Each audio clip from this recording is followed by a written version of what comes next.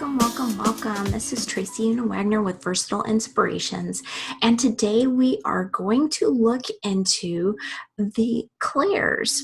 So today I'm just going to talk about the 4 different clairs, the ones that are most well known, and just kind of define them a little bit so that when we move forward with the really digging deep into the clairs, those 4, then we'll have a little bit of a better understanding of what they are, how to work with them, and it'll be easier to understand and be able to work with them. So just hold on one second and give me a minute while I share the screen and we'll get started.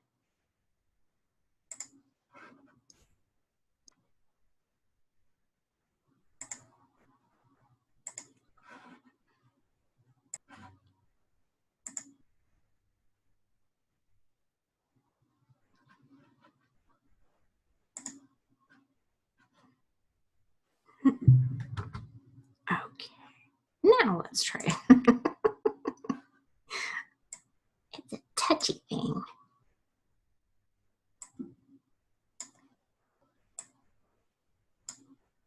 Alrighty, I think it's set.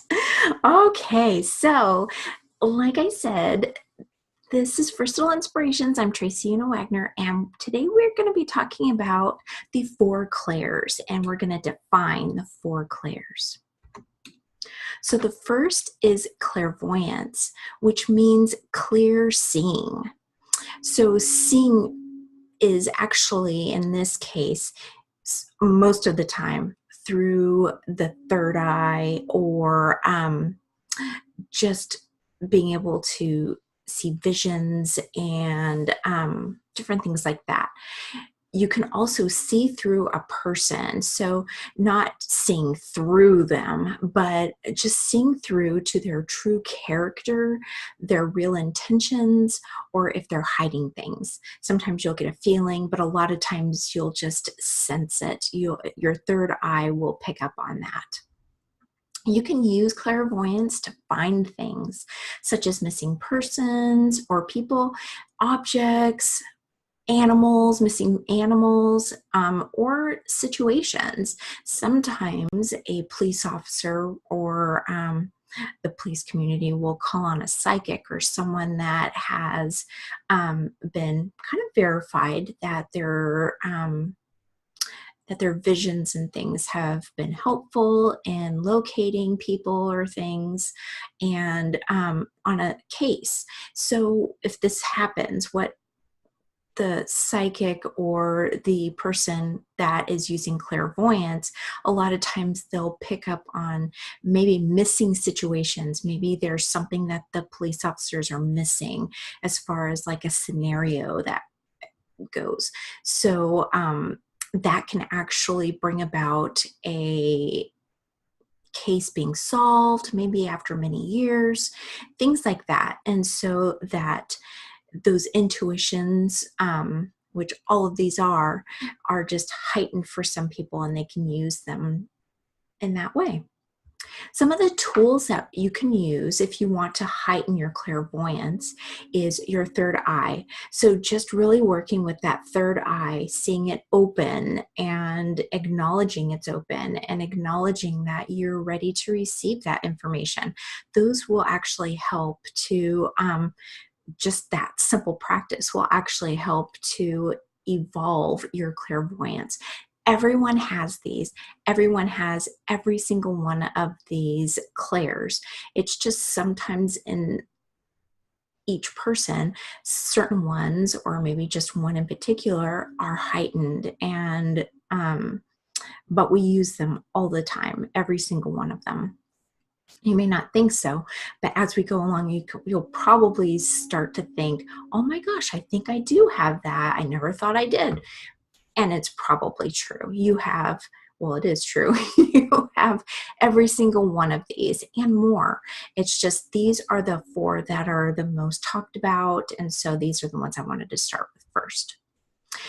So like I said, the tools, third eye, a lot of people use cards for the clairvoyant part of it. You can use cards to get to see into someone's future, into their past lives.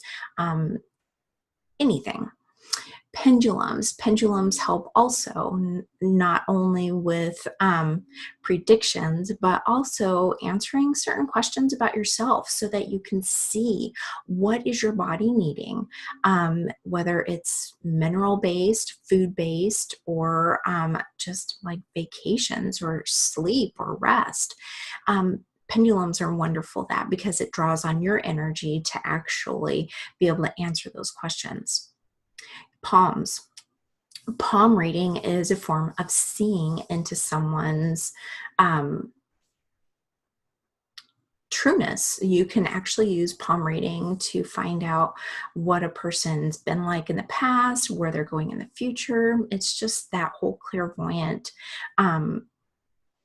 way, just by using someone's palm or even your own palm. Crystal balls and mirrors are kind of doing the same thing. They're scrying. And so by using them, you're able to see visions a little bit clearer. A lot of times what happens is when we focus on something, our eyes kind of aren't as, we kind of relax our gaze a little bit, if you would.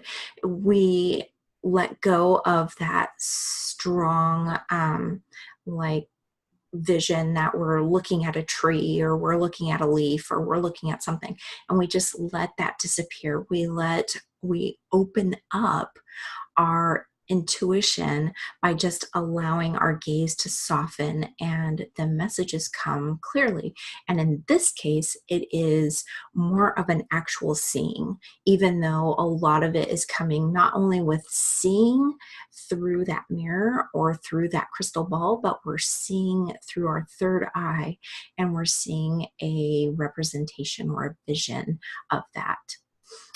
We see with the third eye, or you have premonitions. Something may just, you may be looking at something or interacting with something, and you physically see in your mind's eye this scenario happening, or what could happen in the future. So that's clairvoyance. Clairaudience means clear hearing. Hearing people, things, animals, plants, spirits, etc. So we're hearing, but we're hearing in a manner that requires our ear and heart chakras. Sometimes we can just hear through our ear chakras, which are right around that ear area, or sometimes we hear with our heart chakras. A lot of times when people hear animals talking or plants talking, we're using our heart chakras. The animals use their heart chakras a lot. And so that is how animals communicate with us. And so when we hear them, we're hearing them with our ear chakras, but we're also connecting with them with our heart chakras. Now, tools that we can use are our these are the terms that are used: third ear chakras, or our inner ear. Those are the ear chakras, or that inner hearing. You may hear voices, you may hear music, you may hear tones, and somebody else in the room may not hear them, only you do. And that's what that inner ear or your ear chakras respond to. Heart chakra, like I said, animals and plants, land, a lot of times use the heart chakras. And so the heart chakra is where, when it's open and your inner ear's open, your ear chakras are open, then you're able to receive those messages easily and effortlessly. Being in close proximity with something, a plant or an animal or another person, you may just pick up on an audible message from them, and you'll, just by being in a close proximity. Meditation, a lot of times those thoughts, when we calm our worldly or material world, then we're able to receive those messages in a clairaudient way, whether when we are meditating. So we close off and we're silencing the outside world, and we're able to hear the inside world and the world around us through spirit and people, things, plants, rooms. You can just hear it a lot easier when we're in meditation. Journaling. Sometimes you'll be writing and then all of a sudden you'll hear something. You'll hear something in your head. Some writers actually channel and they channel write. And so with that, you're actually hearing the words come into your ears, just like if somebody was dictating something to you and you're writing them down. So there's lots of different ways that we can actually use the clairaudience, and I bet you have lots of times. So clairsentience means clear feeling. So we are picking up on feelings, the energy of a room or the energy of a situation. You can pick up on the vibrations that are happening around you, and you can actually feel that energy with moods, situations, emotions, and feelings. Sometimes you, especially if you're not aware of it, you may go from being happy to being sad or depressed or even angry just by walking into a room or passing someone on the street. And you may interpret that as being your own feelings, but they probably aren't in that case. A lot of times you are just empathic and you can just get those feelings just by being in a room. The tools that can be used for clairsentience is the energy, of course, because you've got your own aura and everything else has an aura. And so when you come into proximity with other auras, and the vibrations just kind of intermingle. And if you're empathic or you're clairsentient, or you just have that ability, which we all do, we just pick up on those feelings. By touch, if you hold something and you get the feelings that maybe somebody else who had touched that, you may get triggered onto feeling someone else's energy just by touching, especially if you touch something like maybe a school table. You may touch that and you may pick up on the feelings. You may touch an animal and pick up on their feelings. You may touch another person and pick up on their feelings. So touch is very powerful. And like I said, proximity. You may be around someone or just walk by someone and you may get that feeling of, and your feelings may change. Your demeanor may change. What we're using a lot of times is our heart chakra, not only our vibrational auric field, our energy, but our heart chakra can feel as well. So when you're picking up on someone's distress or something like that, we are actually using that, that clairsentient ability. Claircognizance means clear knowing. You have that inner knowing that you just can't shake. It just pops into your head and you're like, this isn't a good idea, or, this is really a good idea. I really need to act on it now. Those are claircognizant receptors that are coming. Those thoughts that just pop into your head, they just come and they're like, where did that even come from? That's your claircognizance at work. The tools that we use for that are meditation. Again, all of these clairs work beautifully when we're in meditation mode. Like I said, we're calming that material human awareness, and we're heightening our spiritual awareness, which includes our intuitions, which includes all of these clairs. And claircognizance is exactly the same way.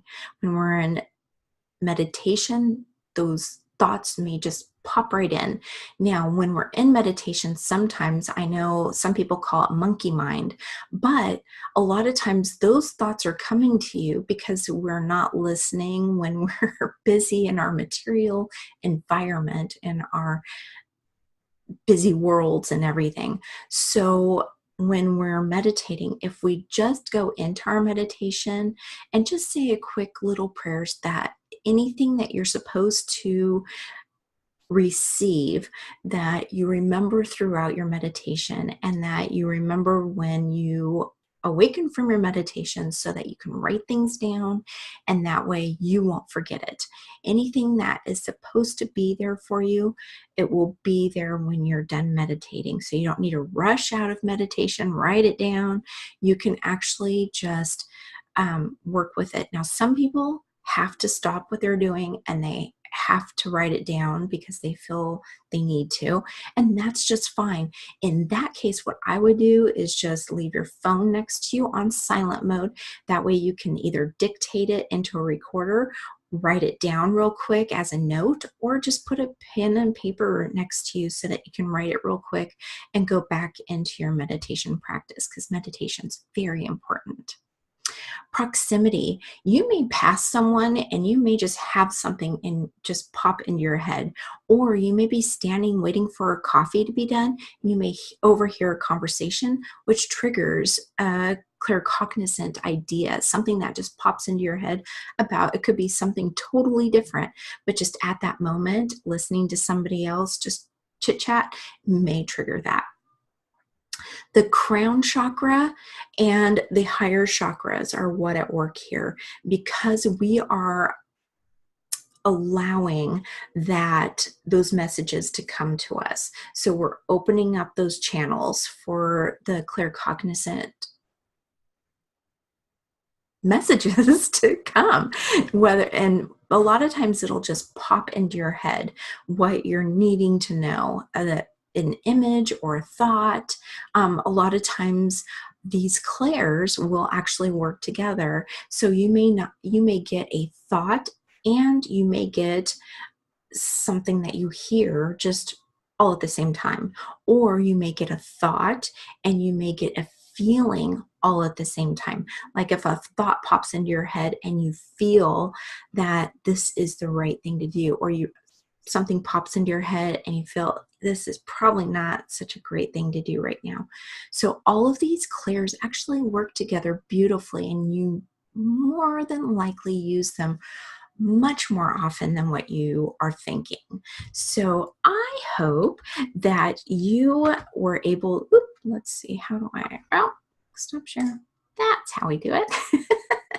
So I hope that helps you learn a little bit more about the clairs. Now we're going to be digging deeper into those 4 main clairs a little bit later in a different video, and we're just going to really dig deep and learn how we can use it, learn what triggers them, maybe how we can incorporate it more into our life, and I just am looking so forward to it.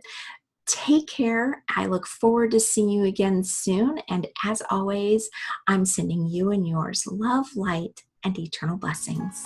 Bye-bye.